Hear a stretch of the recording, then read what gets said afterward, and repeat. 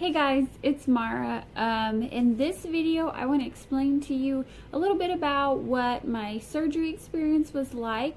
I did have a laparoscopic and a laparoscopy, a laparoscopic surgery, and also a hysteroscopy. So I want to talk a few minutes, probably more than a few minutes, about my experience during the Ronas and stuff like that, and just my own personal experience with it. So right now I am 1 week after my surgery. Today is Monday the 27th, and I had my surgery on the 20th. So I'm 1 week, I'm post-surgery, and I'm doing really well. So anyway, I want to talk about that. So, okay. I want to talk about my pre-op experience, my surgery, my post-op, and follow-up, and I may do a series of videos.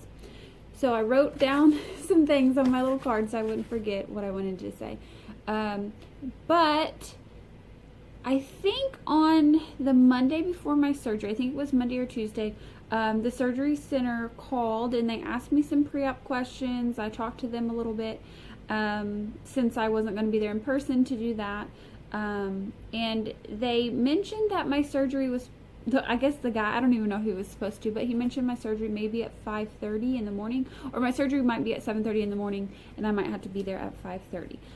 But nothing was official yet at that point.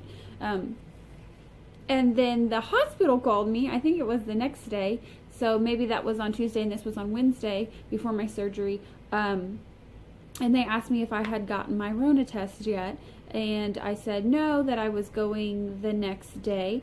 So yeah, it would have been Wednesday because I went on Thursday and got it done Thursday before my surgery on Monday. And so I explained to her, like, I already got this figured out. I know I'm going to the women's clinic to get it done. It's going to go over to the main hospital. They get a shipment over to the actual lab that does it.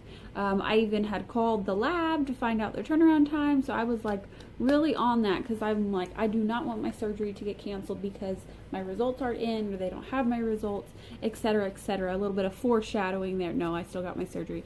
But that was a mess. So anyway, one thing I would advise is to get your tests through the hospital that you're going to, if at all possible. For me, it wasn't really possible because I wanted it to be done, you know, like 3-ish days ahead of time.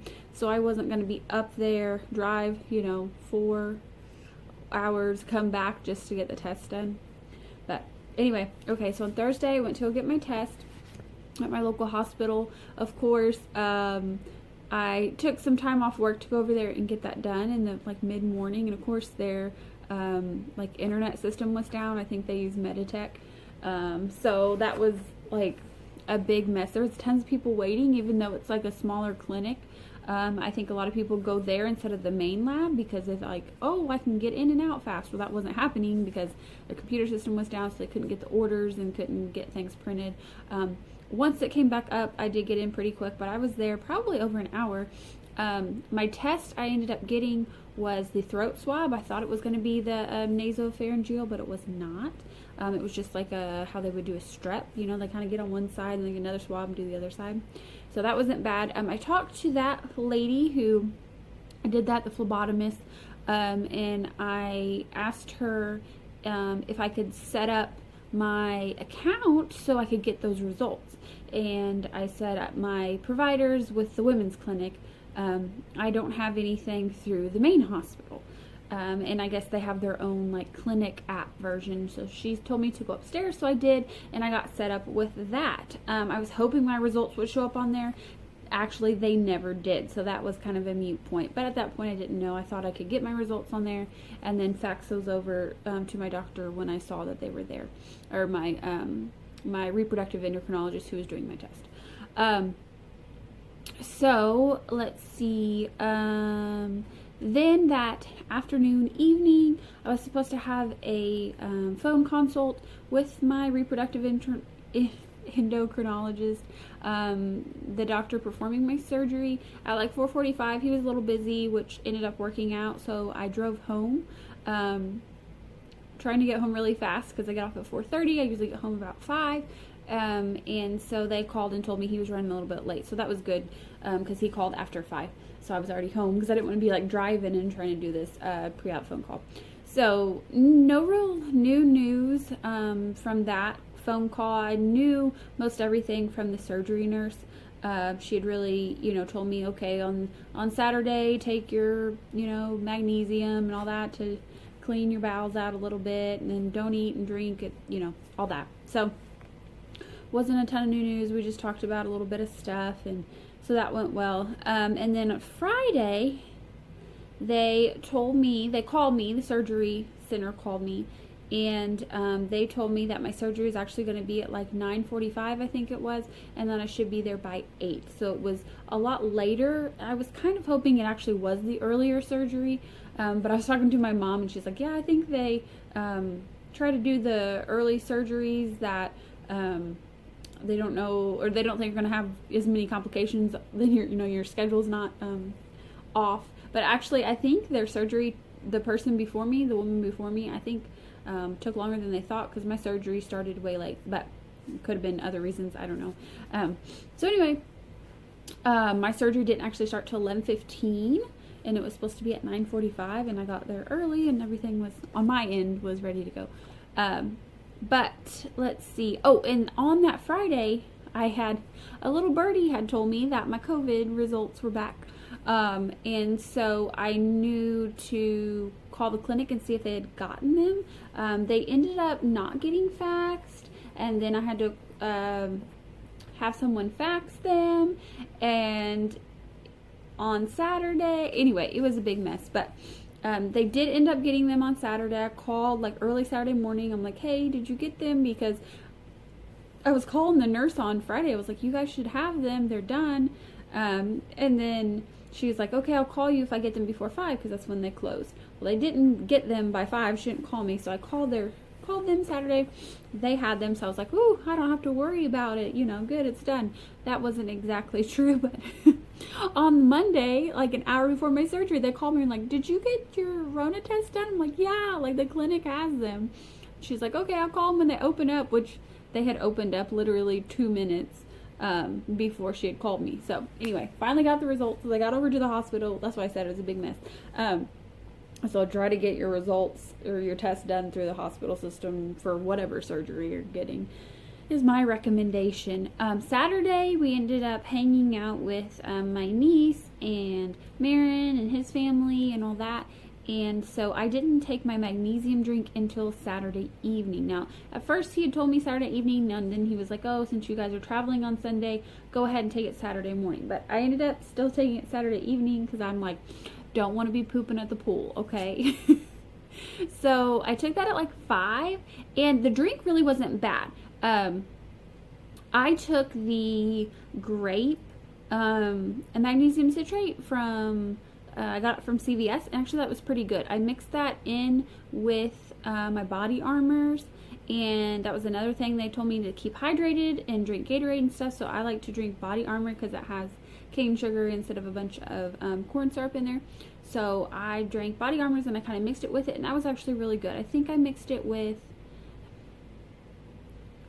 grape, maybe strawberry banana body armor, not sure.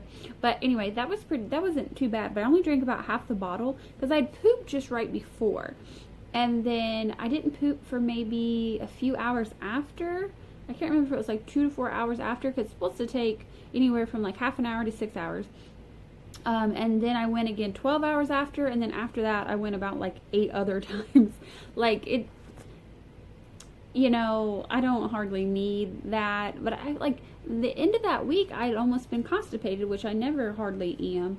My stomach, I think I don't know if I was just, I was anxious about my surgery and stuff like that, or if it was other things. I never know with my innards what's going on. So yeah, I actually ended up only drinking half the bottle, even though I was supposed to drink all of it, but oh well. It was really sour. Like, it didn't taste bad. I thought it was going to taste really awful, but it's like super sour. So yeah, I would recommend the grape flavor. I did buy lemon lime, but then I heard grape was pretty good, so I drank the grape instead of trying the other one. So after pooping all that out, Sunday we drove up to Columbia around noon for my surgery, and I was supposed to eat light and then stop eating and drinking they told me that's the one thing I wasn't real keen on. Like, my surgery nurse and doctor had told me one thing, and then the surgery center was telling me something else, and I'm like, what do I exactly listen to? Because they said I could actually have clear liquids up until like 5 hours before my surgery. My surgery nurse and doctor had told me nothing after midnight, like water or fluids or food. And then the surgery center said no food after 11:45. I don't know. It was real, like, they're not as, I've heard that the surgery centers aren't as strict as they used to be with like fluids and stuff like that, but it was just kind of confusing because I'm like, okay, well, which one am I supposed to listen to? So I didn't eat anything or drink anything after midnight, just to kind of be on the safe side. But I did, on Saturday and Sunday, I did drink a lot of body armors, because a lot of women, after their surgeries, they're dehydrated, and sometimes they're even sick from the anesthesia, so you want to be like overly hydrated, and of course the magnesium citrate makes you go, so that'll make you dehydrated. So I'm like chugging these body armors. My favorite is pineapple coconut, as well as my husband's. Brimmy, my niece, calls it uncle juice, because he's always drinking them and we are, and so anyway, she calls it uncle juice. So sometimes she's like, I want an uncle juice. Anyway, okay. So, let's see. My nose is running. Sunday night, I think from all my tummy woes, I got like an ocular migraine. I'm not sure. I just know like my head started hurting really bad, like my eyeballs started hurting. And then that was right before bed, and like my stomach was hurting, and so I think I took a Tylenol, and then I tried to drink more body armors like at night, and then I started feeling a little bit better. So I don't know if it was from all the pooping or what, but let's see what else. Okay, so Monday morning, I didn't sleep that great. Monday morning, the morning of my surgery, I didn't sleep that great Sunday night, or Sunday into Monday. But Monday morning was my surgery. They called me, like I said, at 7 o'clock asking if I had my test done. I was like, yes, my test is freaking done. Anyway, so then they got the information. So my parents ended up dropping me and Marin off because I needed a person there, to, once I come out of surgery and stuff like that. And so we got checked in. I had to like give them my information. They're like, do you want to pay now? And I'm like, well, I guess. My surgery costs. Now, it was listed as, what's it called? The like ICD code or whatever. It was listed as removing, it was like laparoscopic adhesion removal or something like that. So this cost, I don't know if it includes the hysteroscopy, like buy a laparoscopy, get a hysteroscopy for free. But it was a $14,900. My insurance, I'd already met my deductible, and so my portion was 10%, so that ended up being $1,490. So I just went ahead and paid that. But I don't think that's my anesthesia, and I don't know if there's anything else that I will have to pay.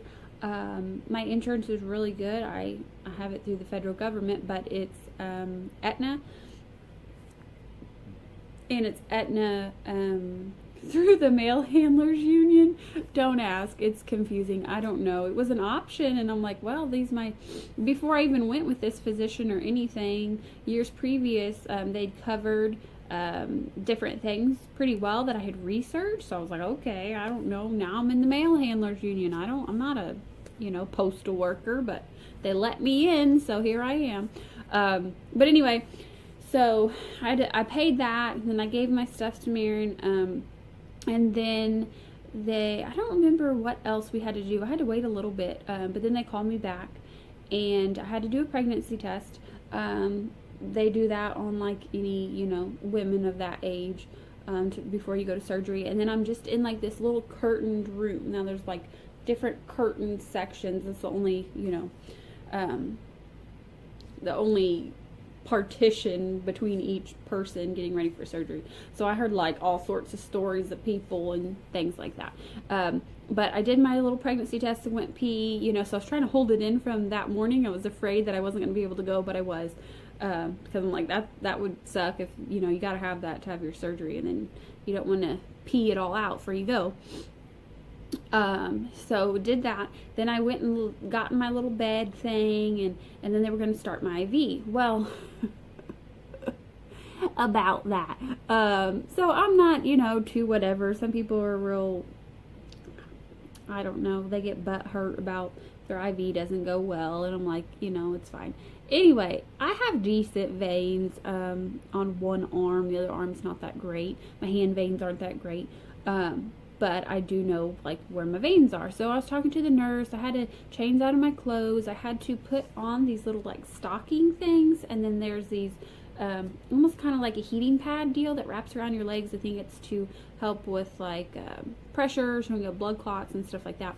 But anyway, so I'm in the little gown, you know, with the back open, and I put my clothes in a bag, and then she goes to start the IV. So she starts it, and then she's like digging for gold a little bit, you know, whatever, in my well, a little bit of my AC. As you can see, well, kind of things didn't go that great, and actually my arm hurt. So anyway, she put the IV in, and then after she was done, you know, she came and checked on me. I don't remember if it was right away or what, but I'm like, it hurts, you know, and she's like, oh, after the stick, because she asked if I wanted like lidocaine little shot before they stuck it, and I'm like, no, I'm fine, you know, just to kind of help numb it.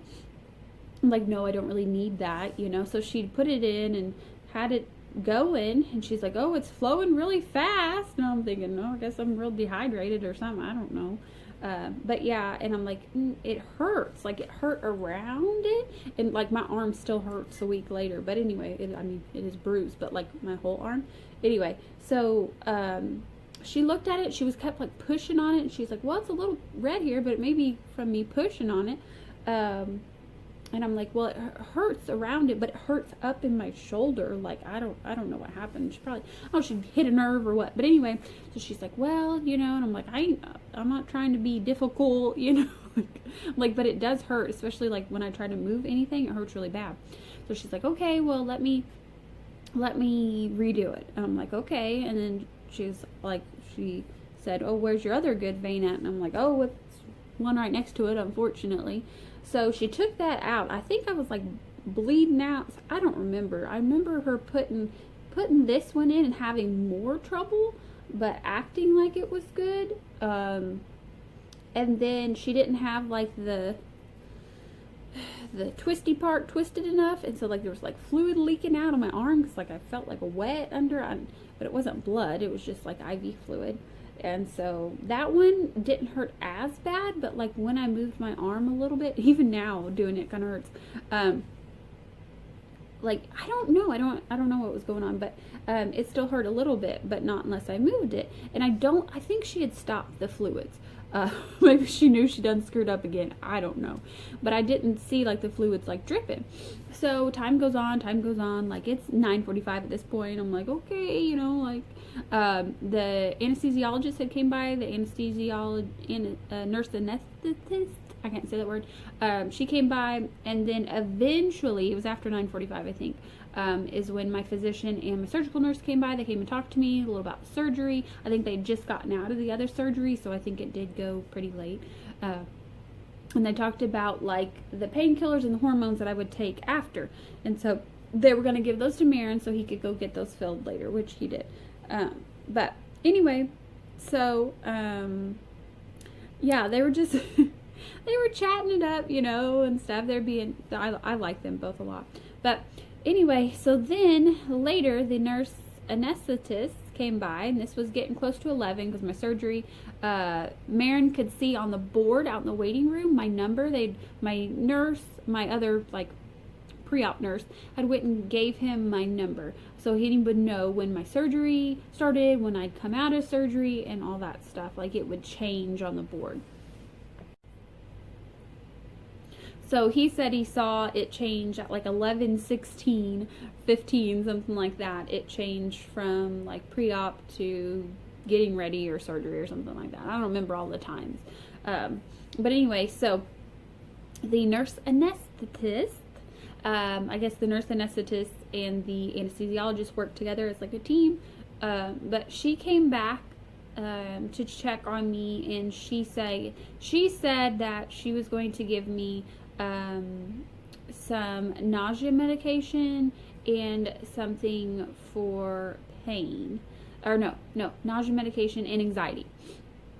And so then she had turned my IV on. That's when my arm had kind of started hurting again. And then she'd put the medication into the IV. And then they wheeled me back, and they had said, oh yeah, you might start, feeling whatever and may not remember too much from here on. I'm like, okay, that's fine.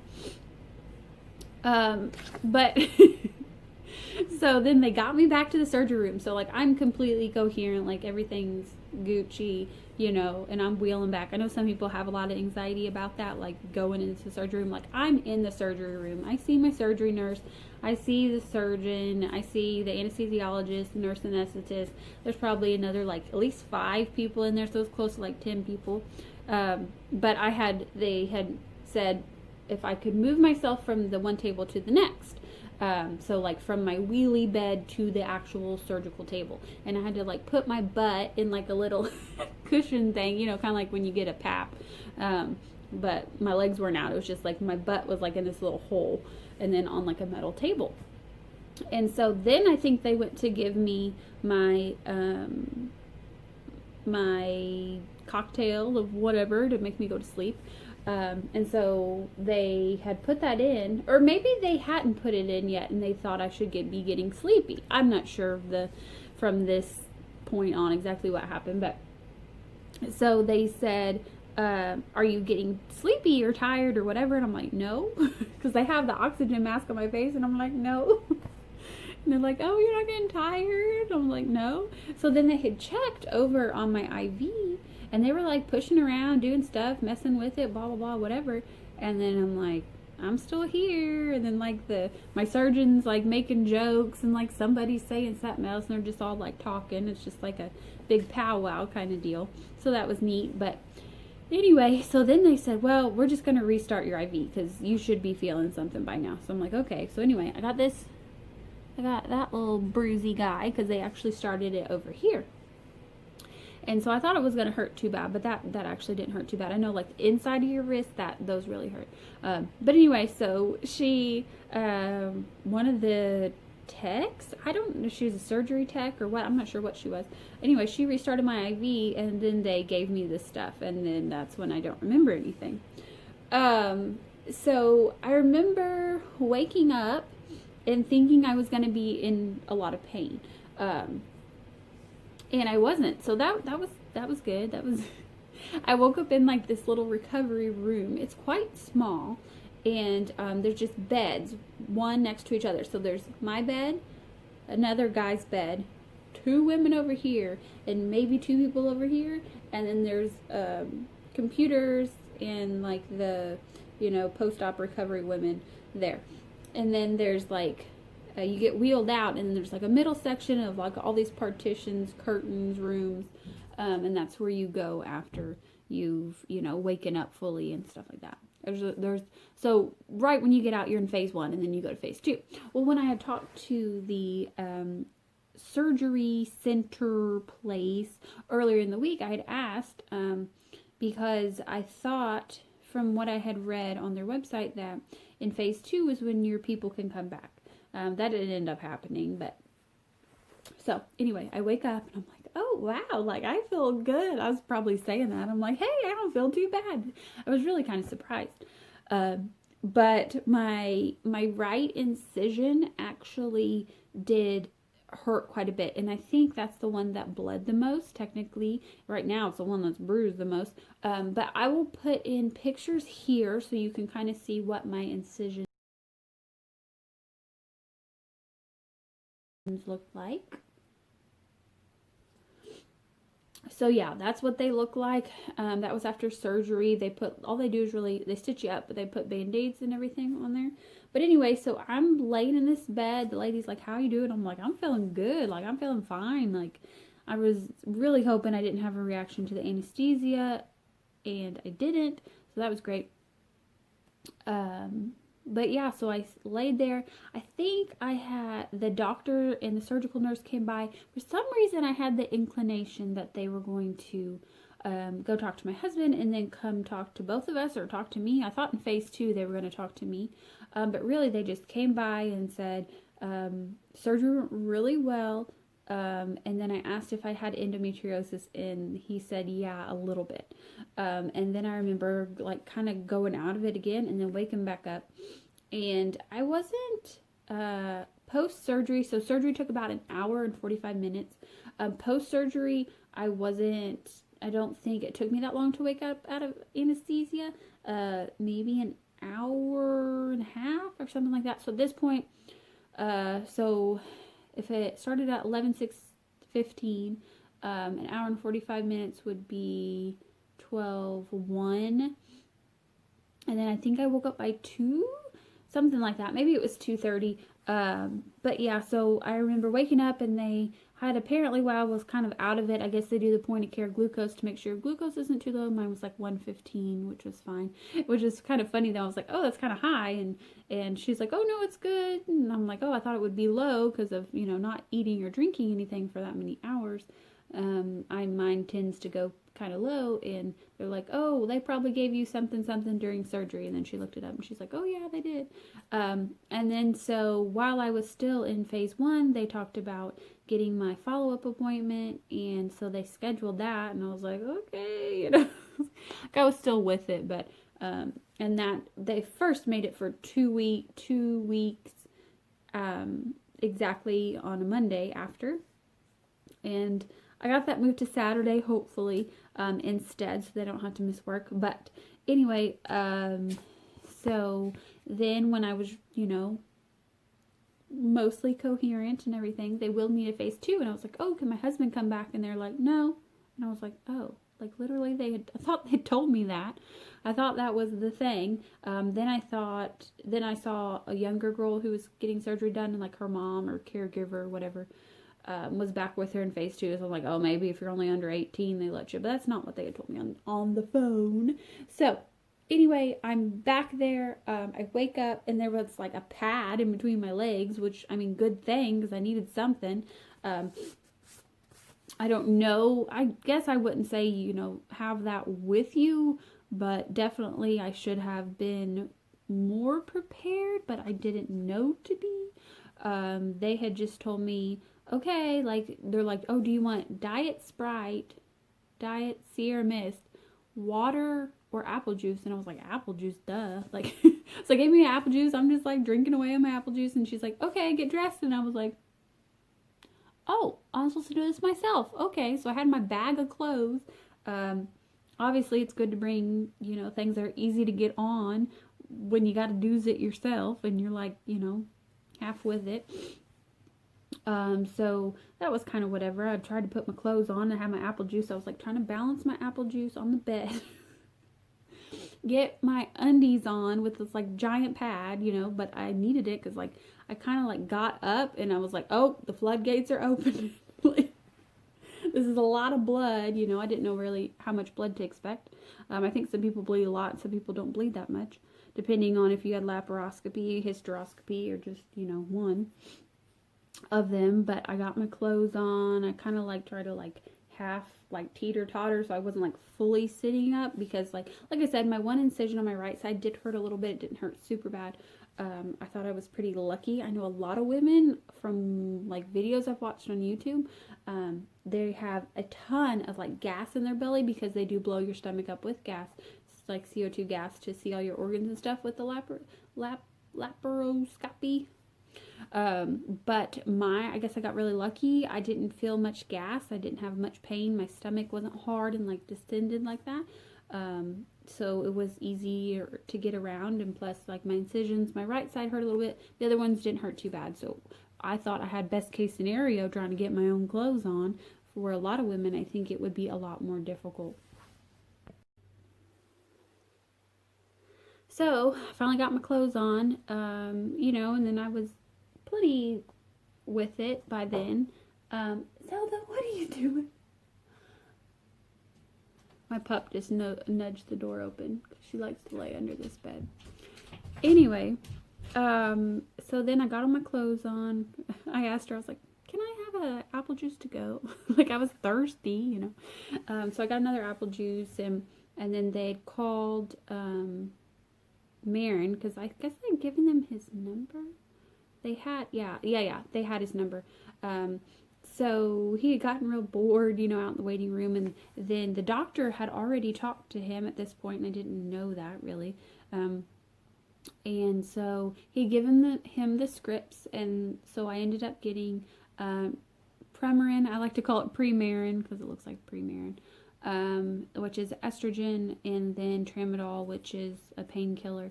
I ended up only taking that once, and it kind of made me dizzy. I really wasn't sure if I was dizzy from that or from like the blood loss, because I was bleeding a lot. But I only took that once. And I was like talking the night of surgery. I took it, and I was like talking like for like 3 hours straight. Not a big difference from normal, but whatever. So they wheeled me down to the elevator and downstairs, and Marin was there, and then they had said something about the scripts, and so I didn't know they had already went and got them, but my parents had came and got Marin, and they went and got him, and then he had come back and waited for me in the downstairs before they like wheeled me out to the car and all that. So, and that was because I asked him before surgery, oh, is there like pharmacy you think I should go to that's good around here? And then she was like, oh, Flo's right across the street. So their office is attached to a pharmacy, kind of. It's at the same like location, so they're real buddy with them. So that ended up being easy, so they didn't have to go really far to get my scripts. And my Premarin, I guess this stuff's super expensive normally. I guess lady at the pharmacy was kind of surprised that my my insurance covered it, because it was still $50. I was like, man, we should have got a coupon. Like, well, did you guys use my insurance? And they said, yeah. And then I looked it up. Even on GoodRx, it's like $179. So I don't know how much it is out of pocket. Redonkulous, probably. Some people get a uterine balloon to like help their uterus supposedly, you know, do that shape. I've heard some people say that it's like, you know, does it really help or not? I don't know. But that it's very like painful kind of, and getting it in and out and stuff like that. But he does estrogen to help your lining, your endometrium like lining, to help with that, help it heal. And so my follow-up appointment is basically to go back in and see if any scar tissue or, you know, like Asherman's has settled in, and then they just go back in and clip that out. So that is my follow-up appointment. I'll probably make another video about my recovery, and then once I have my follow-up appointment, I'll make a video about that. But some women, I've heard, they don't really have a good follow-up appointment, so they don't know if like scar tissues, you know, they say the septum grow back. The septum doesn't grow back, it's just scar tissue, which is not good to have because that doesn't have blood flow. And so basically, you know, you either got scar tissue or septum. There's not a whole lot of difference because the baby doesn't attach there. It's not, you know, viable spot, so you don't want that to be in there. So he did say that hopefully one time is enough to go back in and like, you know, cut the scar tissue stuff out. But it could come back 2 or 3 times, so I could have to make more visits. But we'll see about that. And yeah, so this was a long enough video, and I've only got to right after I got out of surgery. But if you guys want to follow along in my journey with all this infertility stuff, I will link the next video in here. And if you want to see my video I made about how I found out I had a uterine septum, then and like my infertility stuff, I will put that video in here. Thank you guys for watching. Oh, another thing, he did say my septum was like 90%, so we thought it was like 80%. Now he says 90, but anyway, it's all gone. But I'll talk a little bit more about that in my recovery video and all that. I'll find out more about my endometriosis. Once it comes back from pathology, they have to confirm that's what it is. From their years of surgery and experience, they obviously know most of the time what endometriosis looks like. It can look like quite a few, like drastically different things, in my opinion. But they sent that off to pathology. I should get the results back. They said about a week, so I should be getting those back soon. I'm hoping on my little app I can check that stuff. My app through the hospital. But yeah, I guess that's it. Talk to you guys later. Bye.